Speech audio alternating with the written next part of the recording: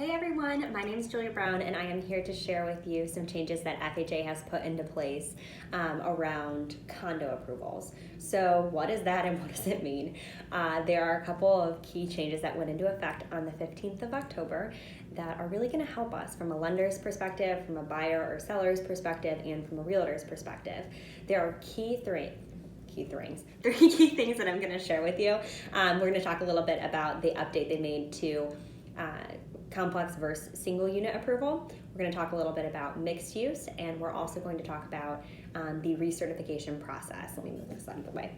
So before we jump into all of those things, which are all awesome things and all wins in my eyes when it comes to home ownership and the dream of home ownership and how achievable it is, what I want to talk about first is why are condos tougher? I get this question a lot from everybody. Why are condos tougher to finance than a single family residence? And it's actually really simple. So there are more players involved, and the ownership of the collateral, or when I say ownership, I mean like the responsibility, not literal ownership. The responsibility associated with that property is divvied up amongst more parties. So I have a single family residence and I have a beautiful tree line in the backyard. Here's my house, here's my tree line. Let's say that one of my trees falls into my house. I have a homeowner's insurance policy that covers the exterior and the interior of my house. And that homeowner's insurance policy is going to kick in and cover all the repairs. Now, if I let my homeowner's insurance policy lapse, or expire or goes unpaid, my mortgage company is going to kick in an insurance policy to make sure the property is still insured and covered. The reason they do that is because if there were a default situation where I stopped making my mortgage payments, the collateral still needs to be protected. So what that means is I stop making my mortgage payments, I go into foreclosure. Now the lender is going to go and sell my home, and they want to be able to sell it at a good price. If I have a tree split down the center of my house, they're not going to be able to do that, and they're out quite a bit of money. Now with the condos, it's a bit different. This is where we say we added additional players. So now in the mix, we have the homeowners association. So with a condo, let's say I own a condo now, here's my condo, here's my tree falls into my condo, breaks the roof, and I have to redo the bathroom inside. So I, as a unit owner, have what's called a walls-in insurance policy. That means everything on the inside is my ownership. We also have what's called a master homeowner's insurance policy. And what that means is that the exterior of the property is covered through a policy held by the homeowners association. Now, if they let it lapse, if the homeowner's insurance policy, master policy lapses, my lender, or us as the lender, don't have anything to do with that. Like, we can't force a master policy for the entire condo complex onto a homeowners association. So we have to do a lot of due diligence with the homeowners association. What I mean by that is we're going to ask for budgets. We're going to make sure that the individual unit owners are paying their homeowners association dues in time and on full, and that the amount that they're paying is going to cover any repair or maintenance work required.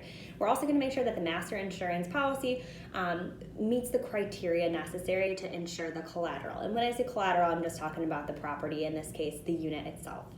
So that's the background that I wanted you to have about why condos can be a little bit more complicated. In addition, there are always going to be more factors layered in, like historically condos have a higher level of default or a higher default rate, and a few other things. But that's the key premise. Now, let's get into the good stuff. Here's what changed. Number one, the last 10 years or so, FHA has required an entire complex, meaning all of the units, to be FHA approved in order to offer any FHA financing across the entire project. That matters for a couple of reasons, but the main one is it's a long process. It generally takes about 2 to 3 months to get that FHA approval. So if you're looking to buy a unit and a project, right now we're seeing 30-day purchase contracts, sometimes even shorter. You don't have time to get a full condo approval 2 to 3 months if you ever expect that your offer, your FHA offer, is going to get approved or accepted. So what our realtor partners have come to do is, as a standard practice across most of the country, the realtors are going to say, okay, this is a conventional or cash-only purchase, which means they are limiting the number of prospective buyers for their property and for their seller because it's been a best practice at this point, given how quickly properties are turning over, being bought and sold, and also given the requirements of FHA that make it so, like, the barrier of entry is just so high for those FHA buyers. Now, on the flip side of this, we have the single site approval process, which we still have to have the HOA do some work. We still have to do our due diligence as a lender.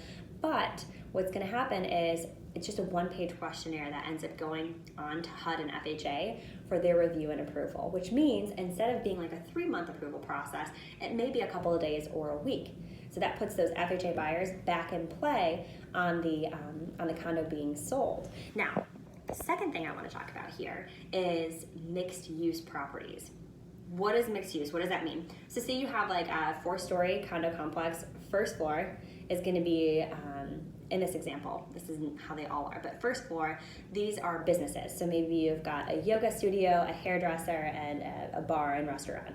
This is a place I would love to live personally, so we're going to just make it up this way. And then second, third, and fourth stories are all going to be individual unit owners who reside in the property as their primary place of residence. Now, FHA is allowing for 35% of the total square footage to be non-residential or commercial space. That matches what Fannie Mae and Freddie Mac or conventional loans are already doing, but what it means is that a lot more properties are now eligible for FHA financing if they choose to get approved either as a single unit or as a full complex. The third thing we want to talk about is the recertification process. So it used to be, up until Wednesday, that homeowners associations had to apply every 2 years or get recertified every 2 years and provide FHA with a ton of documentation around their financials and budget and that sort of thing.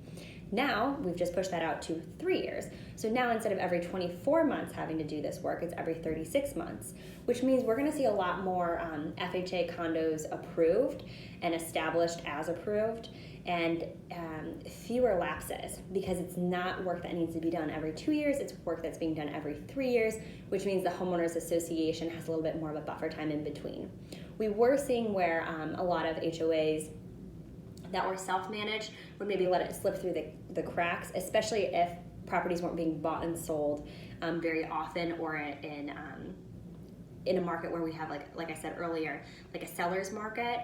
You didn't see as much demand for that, but I do think we're starting to see a lot more borrowers and sellers, frankly, who want to be flexible and want to offer financing to a wide range of people. So for that reason, it's amazing that we're able to do this. I think these 3 changes in combination are going to result in about 50,000 or so additional families or individuals being in FHA condo units per year. So if you have questions, go ahead and post them in the link below. Feel free to share this video, like this video, let me know what I can do, or any questions you have if you want to see a video on something different. Thanks, and have a great day.